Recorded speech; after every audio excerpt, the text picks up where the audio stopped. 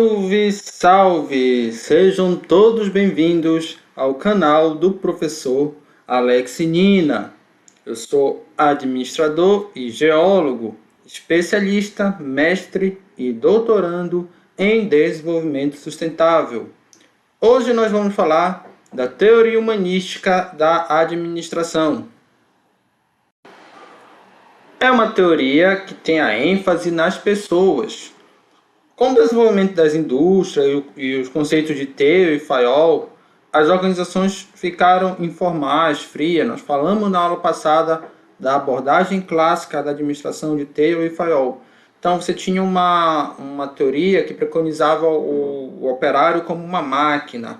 E aí a organização ficava fria, ficava sem esse aspecto pessoal, de pessoas mesmo.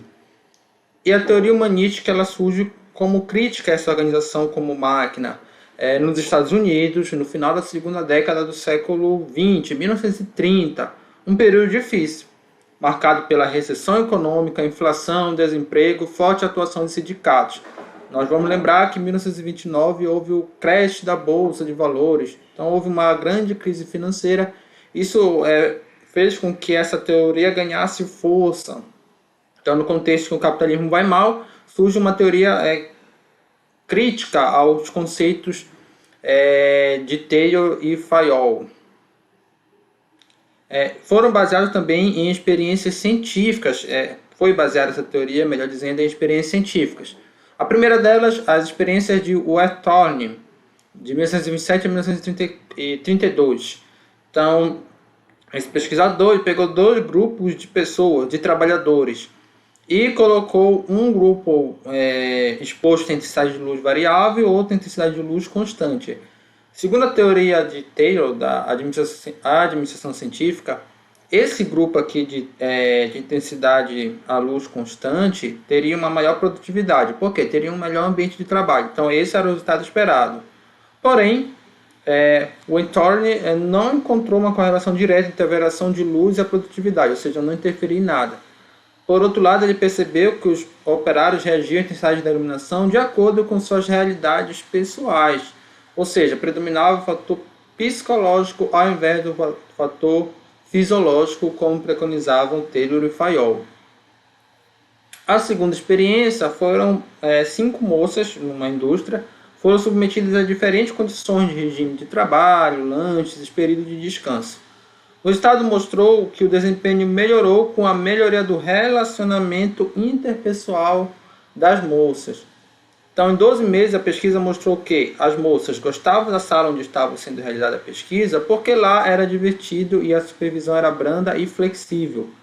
Havia um ambiente amistoso, sem pressão, não tinham medo do supervisor e se transformava numa verdadeira equipe de trabalho, um conceito mais moderno que veio surgir de equipe. Então, também ia no sentido contrário ao que preconizava a administração científica, de que havia que ter um supervisor controlando o trabalho e de forma rígida. E essa experiência mostrou não que a produtividade poderia ser feita de forma mais flexível. Então, as conclusões das experiências: que existe uma organização informal dos operários a fim de que eles se protejam contra o que percebiam como ameaça da administração, da organização formal. Então, essas duas organizações andam em paralelo. Essa organização informal possui forte atuação sobre os empregados e influencia no ritmo de produção deles. Além disso, cria punições quando algum trabalhador foge das regras impostas pelo grupo. São regras, entre aspas, informais, que o grupo expõe, e se o trabalhador fugir, não que ele vá receber uma advertência formal da administração, mas os seus colegas vão começar a, de certa forma, evitar aquele trabalhador, evitar a sua amizade, fazer uma série de coisas para prejudicar ele, enfim. Então, geralmente, essa organização informal é baseada em afinidades pessoais e permite o surgimento de lideranças informais, que mantêm o grupo unido e asseguram o respeito entre os integrantes e as regras de conduta. Então, eu lembro muito do exemplo do meu pai, que trabalhou nos Correios. Então, você tinha ali líderes informais entre os carteiros, que o supervisor deveria estar atento, se ele quisesse controlar melhor como é que seria o processo de entrega das cartas, ter um grupo mais motivado, ele teria que saber lidar com esses líderes informais. Caso ele perdesse a confiança do líder informal, a chance desse líder influenciar os outros a também não gostar do supervisor ia ser grande. E aí poderia fazer com o grupo de trabalhadores poderia fazer com o corpo mole, ou mesmo estarem menos motivados, enfim. Então isso existe na prática e é importante que os gerentes passem a olhar também para essas questões informais, coisa que não era preconizada por Taylor e Fayol. Quais são as características dessas relações informais? Relação de coesão ou antagonismo. Os indivíduos criam relações pessoais de simpatia ou antipatia, cuja duração e intensidade são variáveis. Prestígio. Cada indivíduo adquire uma certa posição social ou prestígio em função do papel, de seu papel em cada grupo e que se sobrepõe à sua posição na organização formal. Colaboração espontânea.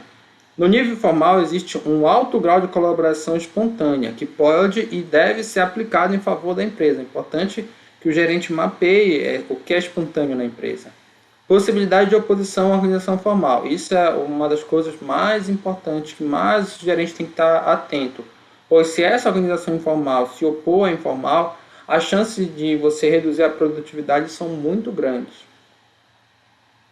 Padrões de relações e atitudes. Os grupos informais desenvolvem espontaneamente padrões de relações e de atitudes aceitos e assimilados pelos seus componentes. Mudanças de níveis e alterações dos grupos informais. Os grupos informais tendem a alterar com as modificações da organização formal. Então, as duas coisas estão imbricadas. Você forma grupos informais, você pode tentar modificar a estrutura para quebrar os grupos informais. Existe muito lá no ensino médio, se vocês lembrarem. Tinha aquele grupinho que sempre se sentava junto, ensino fundamental, né?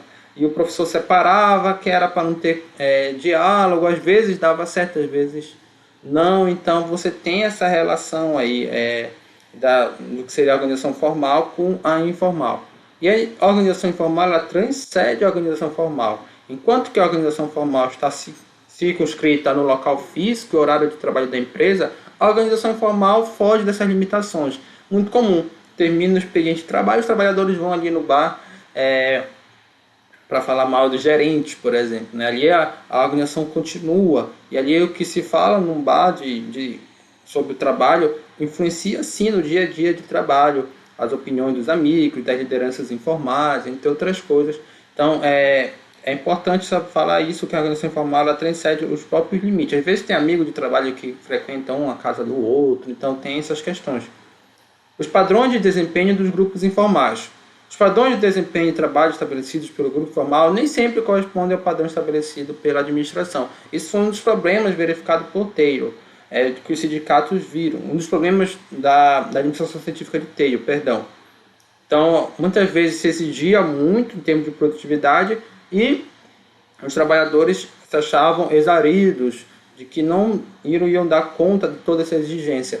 Claro, se você tem um trabalhador começando a reclamar isso, ele vai passando essa ideia para os outros trabalhadores, meio que na organização informal, e o grupo todo vai abraçando essa ideia de que está sendo muito exigente o trabalho, que o salário é pouco diante do ganho que a empresa está tendo. Isso vai crescendo em relações de feedback e, claro, influencia a organização. Então, a partir dessas experiências da teoria das relações humanas, para a teoria das relações humanas, a motivação econômica, pagar um bom salário, é secundária na determinação do rendimento do trabalhador. Então, as pessoas são motivadas pela necessidade deste reconhecimento, aprovação social, participação em atividades em grupos, nos quais convivem. Então, não é só a questão de você pagar um bom salário, tem as condições de trabalho, você está num bom ambiente de trabalho, você está se relacionando com boas pessoas, de você se sentir bem naquele ambiente de trabalho. Então, lá na administração científica, você tinha a ideia do ônus econômicos. Quanto mais bem você pagar, melhor vai ser a sua produtividade. Essa ideia caiu por terra com a teoria das relações humanas, porque mostrou que não é só essas questões econômicas que motivam as pessoas a irem para o trabalho e serem produtivas. Focos de Elton Mayo. São 5 focos que são importantes para a teoria das relações humanas. A motivação, a liderança, a comunicação, a organização informal, que nós já falamos, e a dinâmica de grupo. Então, motivação. Motivação humana procura explicar por que as pessoas se comportam de determinada maneira. Ela é a atenção persistente que leva à ação. Motivo para ação. Motivação. Visando a satisfação de uma necessidade. Quanto melhor o clima organizacional, maior a satisfação das necessidades dos empregados.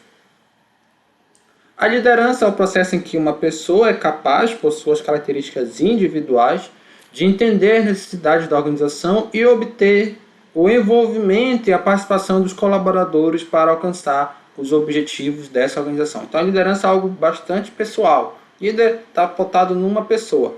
O ideal é que o teu líder formal, o teu gerente de determinada unidade da empresa, seja também um líder informal, que as pessoas respeitem, que tenha... as pessoas respeitem não só porque ele está num cargo maior dentro da empresa, mas por uma questão mesmo de respeito, de amizade, entre outras coisas. Os tipos de liderança. Autocrática, um líder centraliza as decisões e impõe ordem a um grupo, um líder autoritário. Liberal, um líder delega totalmente as decisões ao grupo e não controla o comportamento dele, deixando à vontade. E um democrático consultivo, há um meio termo entre esses dois, entre o autoritário e o liberal. O líder ele tem a função de conduzir e orientar o grupo, incentiva a participação das pessoas nas decisões. Qual desses três é melhor?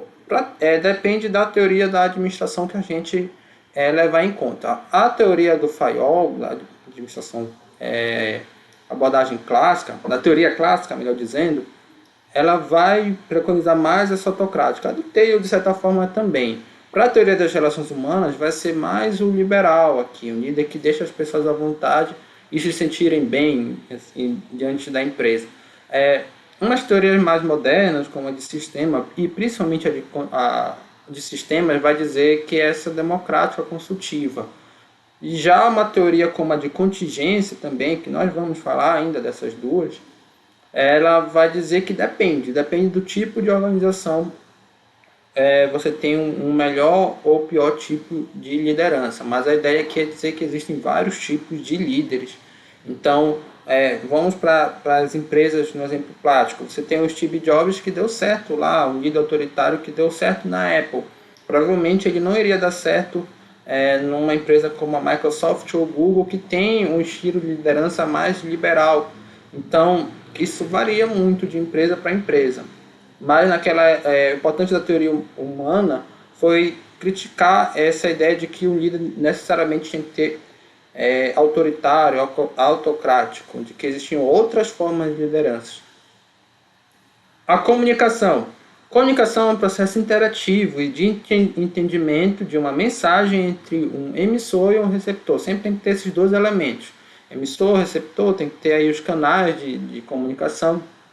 Então, para a teoria das relações humanas, a comunicação é importante no relacionamento entre pessoas e na explicação das orientações para os objetivos organizacionais. É muito importante que a gente fique atento para o fluxo de comunicação, que é uma via de mão dupla. A mensagem tem que ir dos chefes aos subordinados, tal como nós falamos também na aula passada, que existe a comunicação nas diferentes estruturas organizacionais. Então, é tal como um telefone sem fio, né? Ele vai e volta. E no meio desse percurso da informação, da comunicação, você pode ter atritos e a informação chegar deturpada em determinados setores da empresa. Então, é muito importante que se tenha uma boa comunicação. Isso é um aspecto, até certo ponto, informal dentro da empresa. Por isso, é importante para a teoria das relações humanas. A organização informal, propriamente dita, surge nas organizações a consequência dos conjuntos de interação e relacionamentos espontâneos entre as pessoas. Os grupos informais definem regras de comportamentos, recompensas, sanções sociais, objetivos, escala de valores, crenças, expectativas. Então você tem aí esse tipo de recompensa. Eu costumo dar esse exemplo em sala de aula, né? Você tem vários estudantes e no final da aula os estudantes fazem vão para o shopping, ou alguns outros estudantes vão para um barzinho, ou vão Na UFPA eu estudei, era muito comum ir para a beira do rio, enfim, os estudantes se reuniam de forma informal. E aí, se você tem uma pessoa um aluno que é malquisto para a turma não vai convidar esse aluno para essas participações informais, né? Então vai ser excluído do convívio social da turma. A dinâmica de grupo. Cada membro do grupo influencia e é influenciado por todos os membros. Então todos se influenciam, todos os trabalhadores, os operários, enfim. Então as características do grupo: finalidade ou objetivo comum, estrutura dinâmica de comunicação e coesão interna. Um grupo tem certa coesão baseada em amizade, entre outras coisas. Então é importante que se entenda também a dinâmica de grupo para a teoria das relações humanas.